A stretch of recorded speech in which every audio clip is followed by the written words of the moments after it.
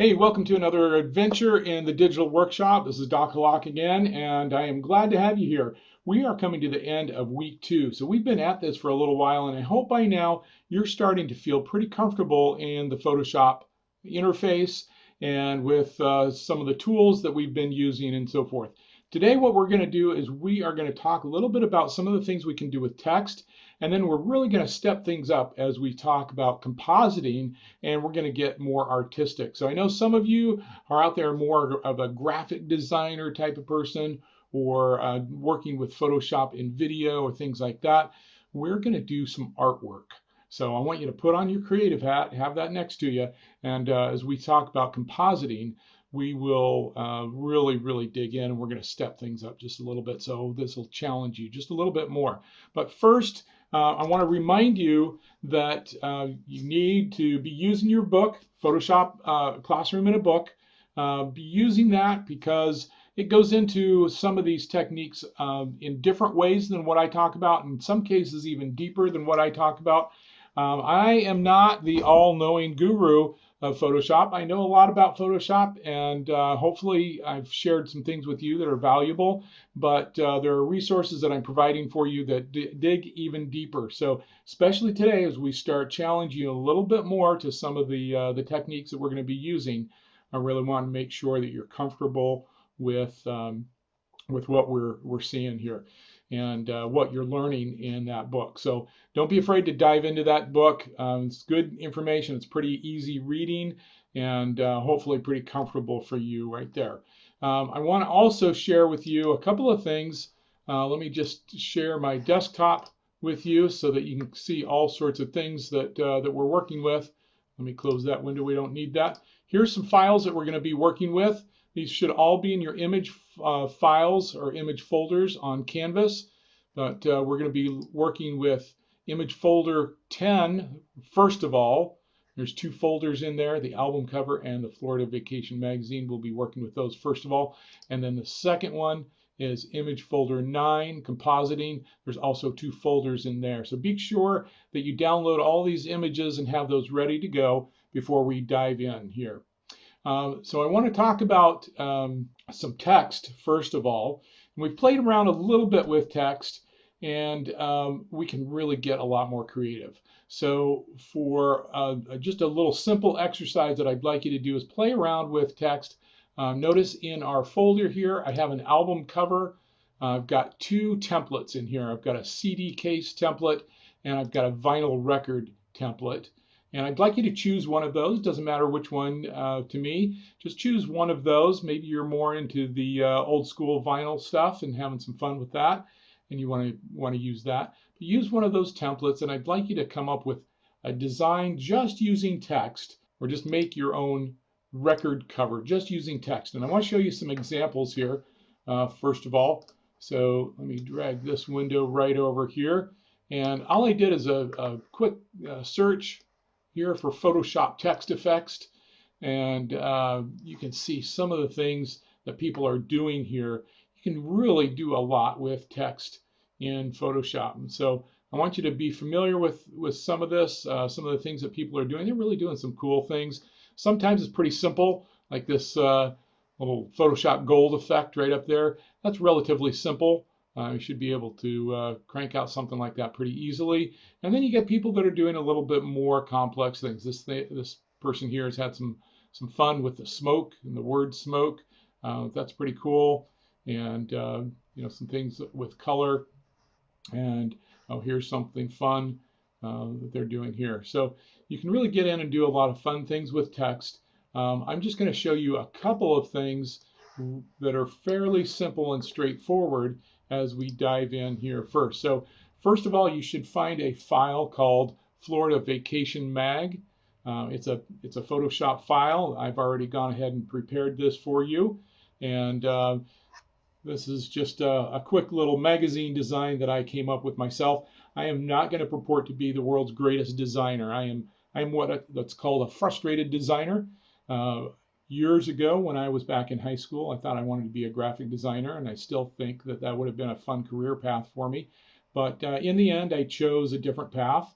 And so My design skills are just kind of what I would say homemade.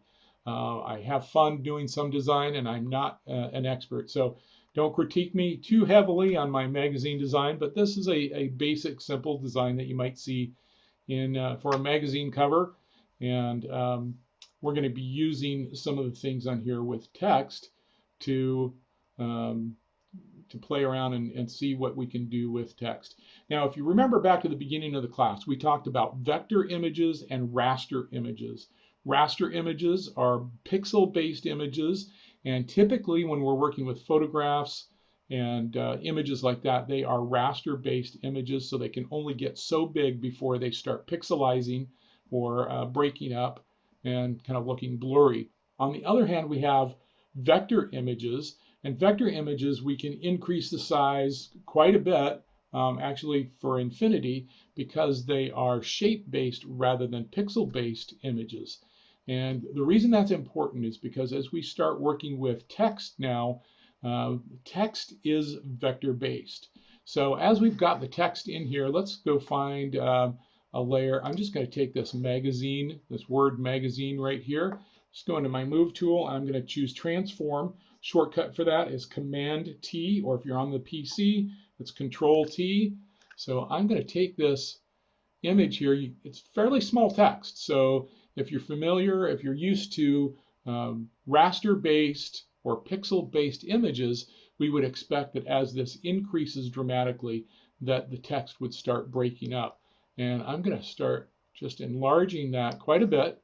And you can see even as I go way, way bigger than what it was, the edges on there, let's go ahead and zoom in so we can see it clearly.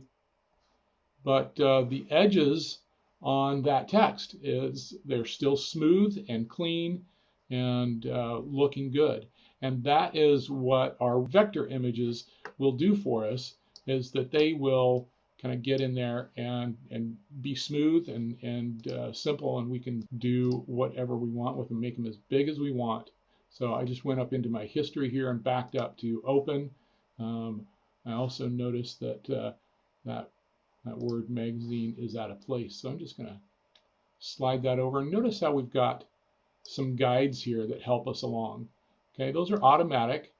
The pink guides, if you can see those, they just show right up, make it really easy for us to align different texts.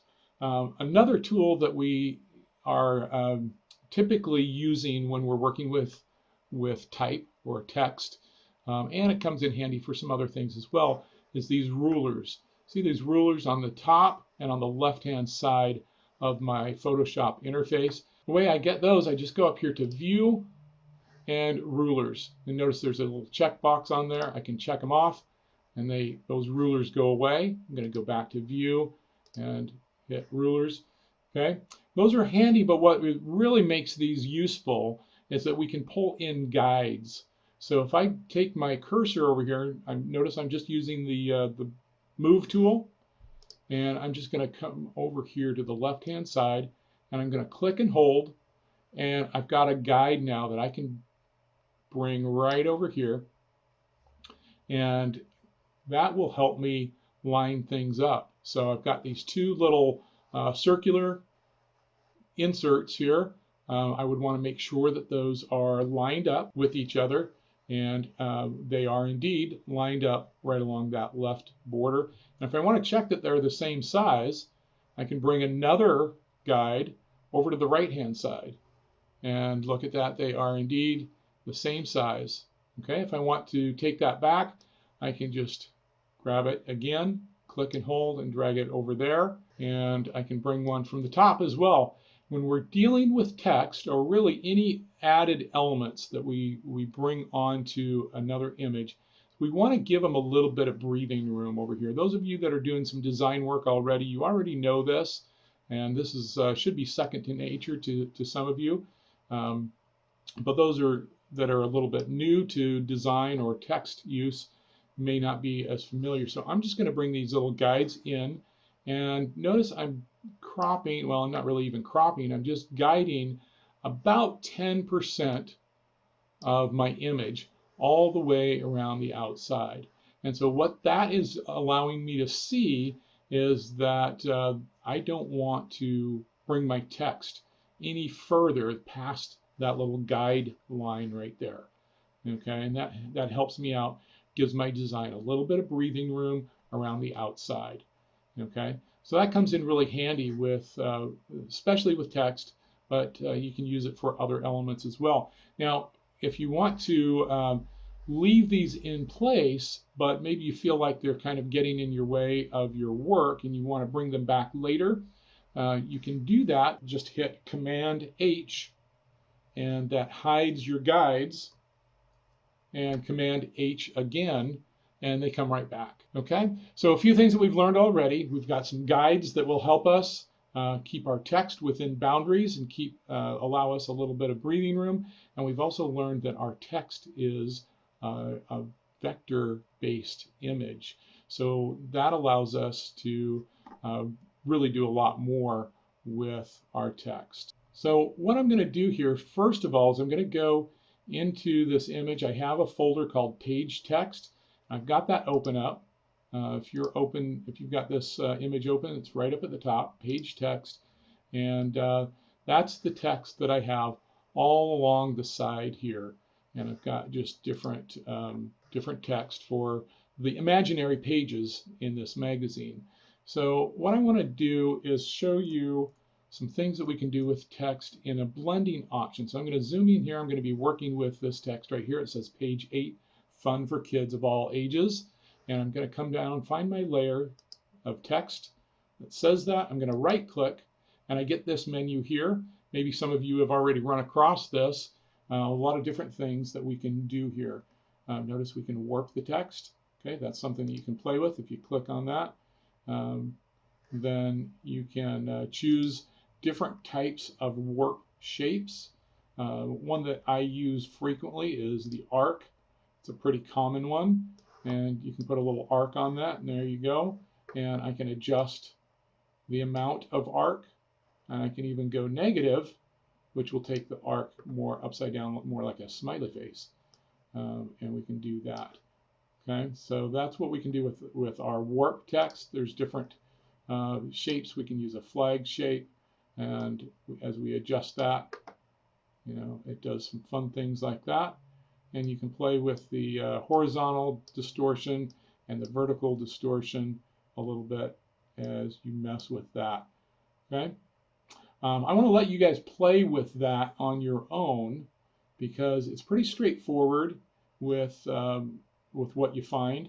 So jump in there and just try some of these different types of shapes to warp your text and find appropriate ways to use that. I'm going to cancel out of that and go back. I'm going to right click again. And this time I'm going to go clear up to the top to blending options. And when we hit blending options, this is a layer style. So it can apply to a lot of different layers, but in this case, we're going to apply it to text. And you can see here, we've got all sorts of things that we can add to our text. We can add a drop shadow. Okay. Oh, that's a big drop shadow. We'll have to go in and make some adjustments there. Tone those down just a little bit because we just want a light drop shadow, nothing great and huge. Okay, we can add an outer glow if we wanted to. Okay, notice that gives us a white glow because that's the color that's in here. We can go in and select a color. We want a red. You can see now a little bit of a red glow. I'm actually going to turn that off because that's not really what I want to do for this text, but that is an option. We can do a pattern overlay, and this will actually lay over a pattern in our text. We've got all sorts of patterns that we could play with here. We've got some water, we've got some grass, and I believe you can even add in your own patterns that you create. Again, this is not something that I want to do. It makes our text a little bit more difficult to read, so I'm going to turn that off. I can do a gradient overlay, and this is actually something I do want to play with for just a minute and show you what we can do here. So similar to the outer glow, we have a color swatch up here, but this color swatch is a little bit more, it's got a little bit more tools, a few more tools that we can get in there and use a little more complexity to it. That's what I'm trying to say. So I've got a gradient going on here. This is the light or the top end. This is the darker or the bottom end. And these little tabs right here, I can go in and change the color. So this is not a huge gradient. This is a light gray to a white, but I'm going to change that. And there's my color picker. And if I bring my cursor out here, I actually get my eyedropper tool.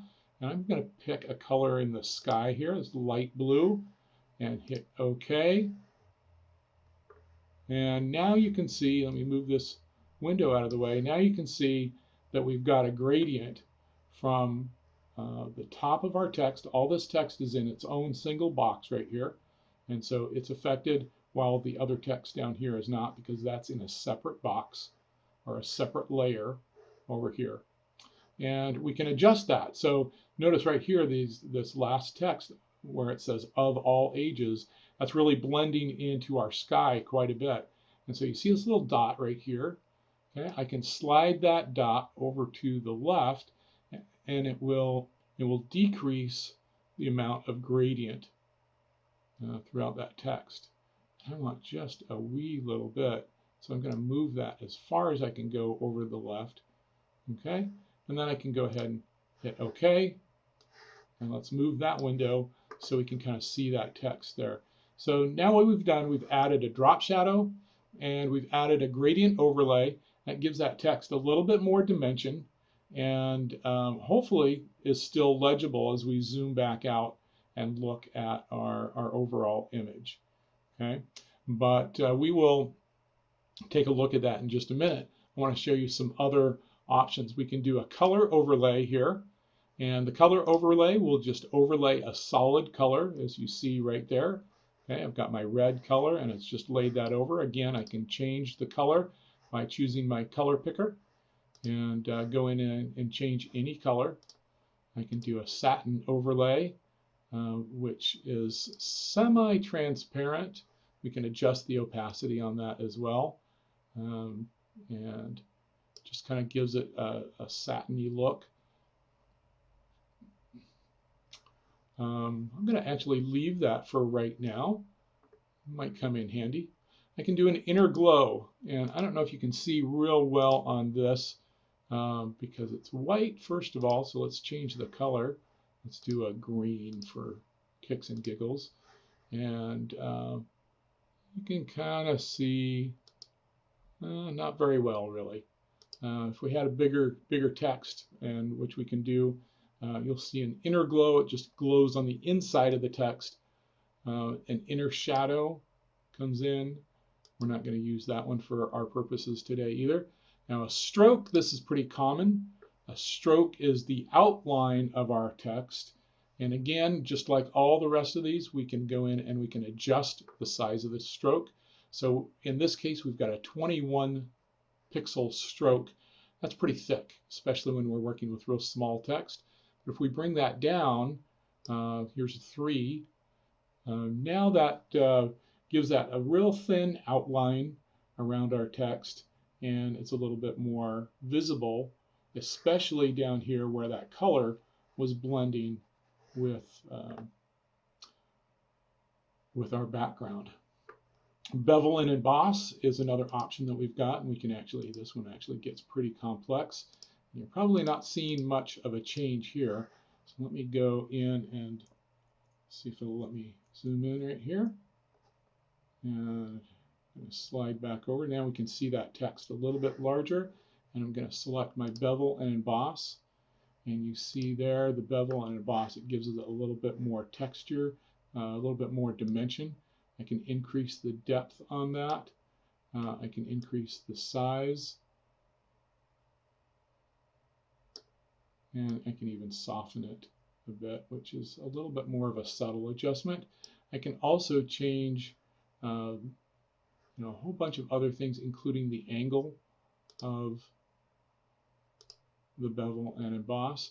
And also I can change the style up here. And I can do an outer bevel. Ooh, that looks a little bit different, and you can see how it looks like it's kind of lifting up off of the background there on the outer bevel. Okay, that's not really a good look for us. We can do an inner bevel, that's the opposite. We can do an embossed look, and that kind of blends the two together a little bit, and it kind of gives a little bit of roundness to each of these characters. You can see there. We can do a pillow emboss that's intended to look like it's been sewn onto a pillow or something like that, have a little puffiness to it. It's probably, you can see that a little bit better on bolder text. And you can do a stroke emboss also, and that's very subtle. And again, probably a little bit more clear with larger, bolder text. So go in and do that. I'm actually going to not do a bevel and emboss on this because most text we want to leave relatively simple when we're doing something like a magazine cover or something like that. We want to allow our readers to be able to read it fairly clearly. So even what we've done here on this first one might be a little bit overkill. Let's go ahead and we can see on our layer here now, we can see all of those effects that we've done, and it's got an eyeball, so we can turn them on or off. Okay, so I'm going to turn off the satin. I'm going to turn off the gradient overlay.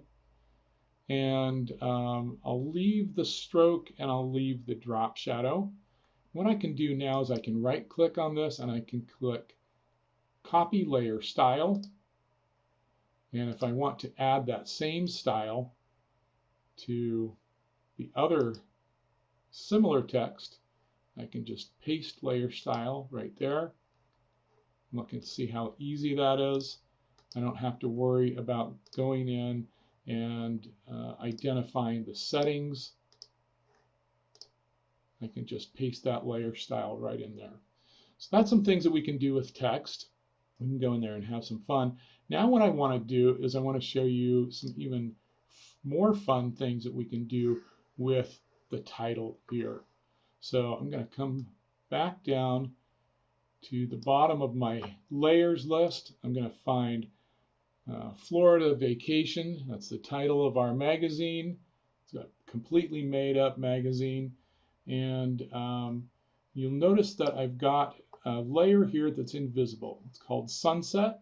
This is taken from another picture that we'll use later on, a photo that I took several years ago that I really, really like.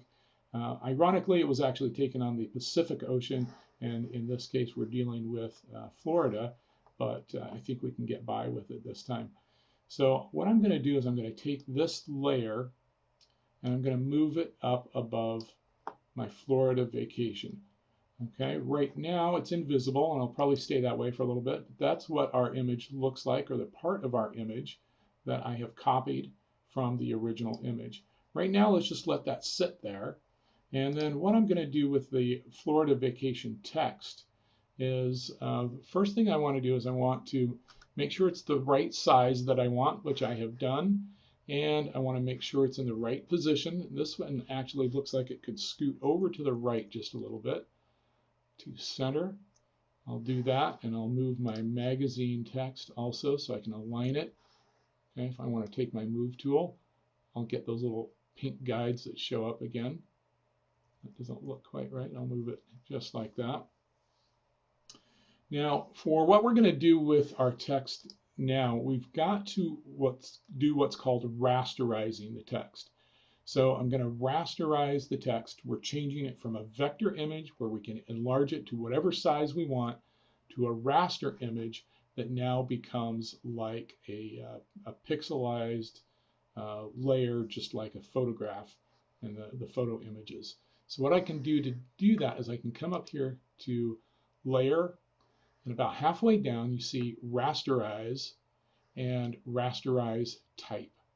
And that's what I'm going to do. I'm going to go ahead and click on that. And it just kind of blinks. But notice that our layer has changed a little bit. The icon right here, we no longer see the T that indicates it's text. We see the window that looks more like what we see in a regular image, a photo that we're dealing with. Okay. So now we've done that, I'm going to bring back my sunset so that overlays over the text. And now what I'm going to do is I'm going to bring my cursor down to this line that divides the sunset layer from the Florida vacation layer. And I'm going to select Option. And notice how my cursor changes. I get this little square box with an arrow. And I'll click on that. And look what happened. Down here in our layers, our sunset layer shifted to the right just a little bit. It's got that little arrow. And look what has happened with our text. Our text now is being filled with the image that came from that sunset right there. So that's pretty cool. If we don't like the position of it, notice right here from that original image that was actually the sun right there. It's very, very white and overexposed. And then the gradiated sky. If we don't like the position of that, we can go ahead and move it either using our move tool or our arrows, and we can reposition where the elements are. Now we've got to be a little bit careful here. You see over on the left hand side that we've come to the edge of our image, and so we can't go any further than that unless we go in and transform it. So we can hit Command T to transform, and we can increase the size of that sunset image. Okay, and that's kind of a fun look there where we've got the horizon line from that original image going right through the word vacation. Okay, so that's kind of a neat effect that we can do. And now we can go in with our Florida vacation text. Remember, that has been rasterized now, and we can work with some blending options in there too if we like. So we could add a drop shadow. We could add a bevel and emboss. We could add an outer glow. That doesn't show up real well, but we could make adjustments if we wanted to. I'm not going to do that. We can do, of course, a gradient overlay, but that kind of defeats the purpose of the other effect that we've done. Same with color overlay. Any of the overlays is going to defeat the purpose of that sunset image coming through. But we can go ahead and add some of those things. Bevel and emboss, I kind of like that, except I think that that is too much. I'm going to bring my depth back down and my size back down. I'm going to go ahead and give it a little bit of bevel and emboss, but not a whole lot. Just back that back down right there. Okay, so that's some fun things that we can do with text. I want to show you one last thing before we move on. This is something that is also pretty nifty to do. So one of the things that you'll notice in this image, we've got this tall palm tree, and we've got the Florida text that just slaps right over top of that. If we want to make this magazine cover look just a little bit more three-dimensional, what I can do now is I'm going to right-click on the Florida vacation, go back to blending options, then down here at the bottom, you'll see this blend if the color is whatever. And what I actually want to do is I want to see if I can get, yes, right there, the underlying layer. I'm going to bring that black level up, and notice how that palm tree is now appearing over top our text. We got to be a little bit careful so we don't lose our text altogether. But now see how that gives it a lot more dimension to it. Looks a little bit more three-dimensional and really pops now. Looks like there's a little bit more going on with that, that magazine cover rather than everything looking so flat. So that's kind of a fun little trick that we can do with our text if we've got a good contrast between our darks and our whites in the different layers that we're working with. So I want to move on to compositing now. If you're unfamiliar with the term of compositing, what this basically means is that we're going to take elements from several different images and combine them into one image. So if you understand it from that perspective, and we look back on some of the assignments, the exercises that we've already done, we've kind of been doing that to a point. When we built our postcard, that was technically a composited image. We're combining different elements into one. But when we get a little bit more complex with our compositing, what it does is it makes it look like the final image is actually a photograph or an image that has been taken. So let me show you an image that I've created. And again, I did this fairly quickly, but here's the final image. I probably need to go in and clean this up a little bit more and make it look a little bit more appealing. But let's start deconstructing this. So I'm going to come over here. I'm going to select the sunset layer, which is my base layer, option, and click the eyeball, and everything else goes away. The next layer that I added was the pier, and this is I've named this Lake Pier. And what I have done is I've added a mask. I'm going to disable the mask so you can see the original photograph. So there's that image. I went in and I masked around it. And again, once again, I can go in here and I can get a little bit more detailed on that mask. If I go in here, you can see it looks like the lake water under here rather than the ocean water at sunset. So I would take my brush tool and make sure I've selected my mask, and I can come in here and do some more detail work to get rid of the lake water and allow that orange ocean water to come through. Have I shown you this little trick, by the way? If you're doing a straight edge, you can come in here, select a point, just click, and then go down to the other end of that straight edge, hold your shift key down and click right there. And you've got a nice straight line. Comes in really handy a lot of times when you're trying to either create a straight line or if you're trying to erase some content like we're doing here. Okay, I'm not going to spend a lot of time on this because this is not the primary thing that I want to be showing you. But I just wanted to illustrate how we could go in there with a little bit more detail. Okay, and I could probably do a harsher edge on the edge of that pier as well. Okay, there's a lot of detail work that we can get in and do. Once again, that's not the purpose of this demonstration, so I'm not going to do a lot of work there. We've already covered a lot of that stuff there. So the next image that I'm going to bring in is this image called Walking Beach. Okay, I'm going to skip a layer there. So I've got Walking Beach, and there's a couple that you can go in and see the original image. Again, we'll disable the layer mask, and it's just this couple walking on a beach, and we've gone ahead and masked out the area around them. And once again, I can probably get a little bit more detail, especially around their heads. I'm seeing some funky things there. But I've just placed them walking on this pier now, and that looks okay, but the one thing that is missing is shadow. So we've got the sun in the image right behind them, and in our mind, we know that there's going to be a shadow cast. And so what I have done, I've copied this image, and I'm going to do this technique once again for you here. So I'm going to take this image, and I'm just going to come down here and copy it. And I'm going to bring it down below my original image. Okay, that's what I've done on this layer right here. I'm just redoing what I've already done before. So I've got the copy of my couple walking. And then let's think about what would happen with a shadow. So a shadow would be cast. It would be upside down, right?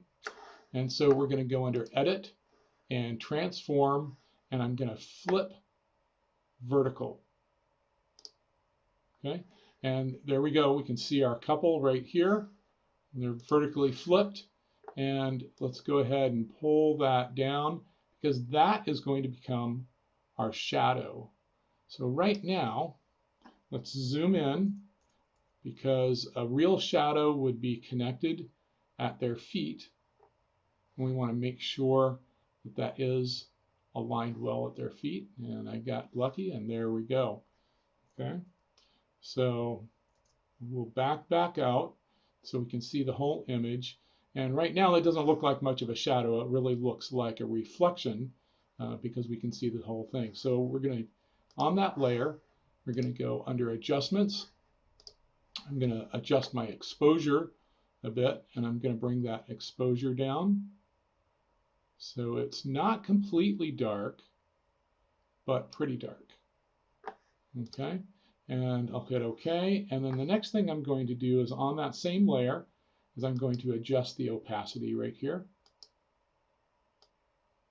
Okay, and that is looking a little bit more like a shadow, except I don't like the position. It's not quite aligned with what I think the sun would create. And the other thing is I'd like to see a little bit more of that shadow up on the pier. So regardless of whether it's an accurate depiction or not, I'm going to adjust the position of that. Again, I'm going to go under Edit and Transform, and this time I'm going to hit Skew.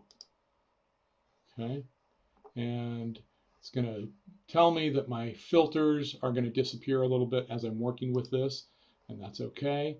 I'm going to come down here and get this box. This is my adjustment box, and I can grab this little square right here, and it's going to skew those shadows just a little bit for me. Okay, and now you'll notice things are misaligned here. That's okay. We'll go in and fix that. I'm going to just hit Enter, and we'll zoom back in with our Move tool, and let's go ahead and reposition our shadows so they look like they're attached, like they should be. Okay, and you can notice right here on her foot, there's another area where I can adjust my mask just a little bit more. Grab my brush, erase. That's some artifacts from the sand that they were walking on the beach, so I can get rid of that a little bit and make that a little cleaner. So there we've got a nice shadow, and we can see our couple walking off the pier away from the coastline there. So a real simple adjustment that we can make. And I've added a sailboat in there. That's something that I still was working on. I can probably go in and clean that up a little bit more as well. Doesn't quite look natural. The one thing that we want to do with a composite image is we want to try to tell a little bit of a story. And so I've used this same sunset image on another composite image that I've created that I think tells a little bit of a story. And let me click on that right here. This is also found in your folder called Boy Reading. And you can see all of the different elements that I brought in here. So there's our sunset image, there was our base, and I've created several more layers. I've got an open window. That's one layer. I've got the rough wall texture. That's another layer. See, I've got the plank, the wood plank, and that's a copy of it. I tried to make a shadow there. Actually ended up just using a drop shadow on the wood plank. See right there's a drop shadow. And I felt like in this case, that just worked a little bit better than trying to create my shadow. I've got a ladder or a step stool right there, so we can see that tells a little bit of the story that this young man climbed up on this little stool, put his wood plank out there, and sat out there to start reading his book. And there he is, another image, and we've got his cat balancing that wood plank. And as cats often do, he's looking a little bit mischievous, And what would happen if that cat just jumped right off of that plank? Where would that leave the little boy there? And then I put some drapes over top the window just to dress it up a little bit. The image might work either way, with or without the drapes. So that's another example of a composite image. And that's what I want to challenge you to do today. And so as we go into our files, and you're going to go find image folder. There's 2 of them for this week. We're going to use 9 and 10. So 10 is all about type. We've already looked at those images. We go into 9, compositing. You're going to see this folder called Fantastic Tree. And I've already downloaded that, so I'm going to show you those images. This is what I want you to recreate. Compositing, Fantastic Tree. And this is where things are going to really get stepped up quite a bit. What I want you to do is recreate this image. This is a great work of art that I found quite some time ago called Fantastic Tree. And just take a look at this image. That is a work of art that someone has created. You can go in and see all sorts of great works of art. I'm going to bring in my web browser here again. Here's a website that I like also. It's called deviantart.com.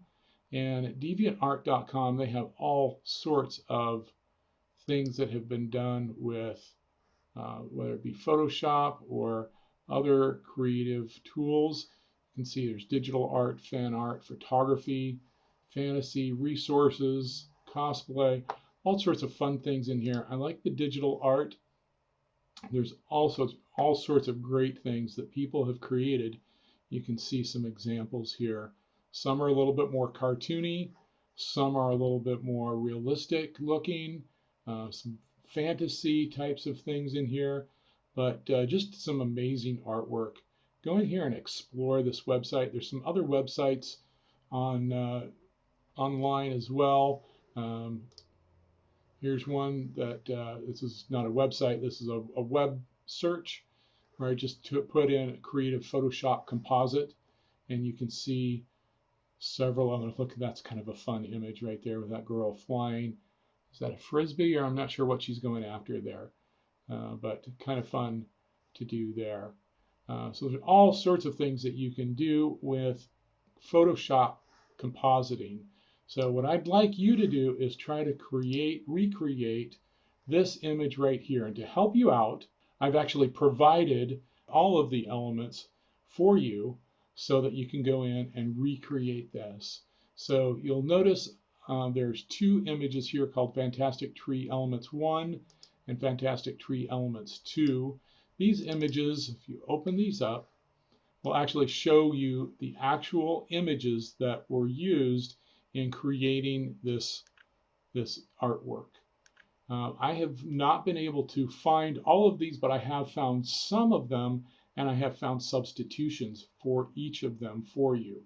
So I've actually found this original tree image that is in your folder. I'll show you that in just a moment. But if you go in on the image itself, you'll notice there's a couple of skeletons on the trunk. This skeleton right here, actually have found that image as well. So only 2 images from the original artwork, but if you go into the folder called Fantastic Tree New Elements, clear down at the bottom there, there's the tree. I've put an asterisk by it because that's part of the original image. And then Skeleton 2 also has an asterisk right on there. And you can see all of the different other images that have elements that might be useful to you to recreate this image. Now, some of you are saying, wow, that's going to be really difficult. How do I do that? Well, to help you out even further, if we go to our exercise, so let's go to assignments, and we'll go to exercise 8, and I have given you this link right here that actually takes you to the original tutorial. Now, I do need to warn you that this was done in a version of Photoshop several years ago, and so the interface is going to look a fair amount different than what you're used to seeing.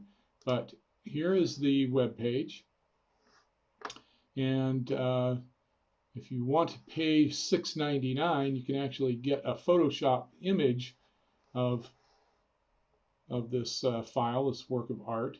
But what I want you to do is go and recreate it using their instructions as a guide, and we'll kind of walk through that. It'll just take you through that. There are several pages of this tutorial. It is a fairly complex image, and it's going to take a little bit of work to really create this final image. But I have full confidence in you that you can do this. So let's take just a moment before we wrap up class today and kind of analyze the different elements that we see here. I'm going to go back to the elements page and bring that up and do a little bit of comparison here. So obviously there's the original tree, that's right here. We've started off with the clouds, the dark, stormy, ominous looking clouds in the background. We start with that. Then actually we bring on the cracked ground, the dry cracked ground right here. And we've got this stony area here. Got the stony area here, and notice they've masked out the trees that belong in there. And then that tree, that fantastic tree, looks like there has been a face embedded in there. If we look at the file Fantastic Tree Elements 2, there you can see that face, where they got that. It's a stone statue, and they have embedded that face right there into the tree. And then we've got some birds, got images of those birds. We've got some fire going on here coming out of the stone. If we look real carefully, there's a skeleton head of a dinosaur skeleton. We've got some steam coming out here is what it appears to be, and looks a little bit like a dangerous area because we've got some skeletons there that obviously some folks didn't last very long. So I want you to do your best in recreating this image. Don't forget to follow the tutorial along as best you can, and I'm also going to be giving you quite a few extra days to be able to do this. So this is the end of week 2. We're on Friday, and we won't meet again until Tuesday. So I'm going to give you until Monday night, just before midnight, to go ahead and turn this in, and that should give you plenty of time to complete this image and have some fun with it. Don't forget also to create a quick little album cover with text only. Okay, that's all I want you to do is just use some text to create that. So 2 images to create for this exercise. Give me a holler if you have any questions. I'll be available through email, and I can answer any questions that you've got. I hope you have fun with this. I know this is going to challenge you a little bit more than what we've been doing, but I think you'll be excited once you get through it and be able to look back at this and say, hey, that was really cool. I had some fun doing that. I want to create my own digital artwork using Photoshop. Have fun, do a great job, and keep doing good things. I'll see you back here next time in the digital workshop. I'm Doc Hallaq. Have fun.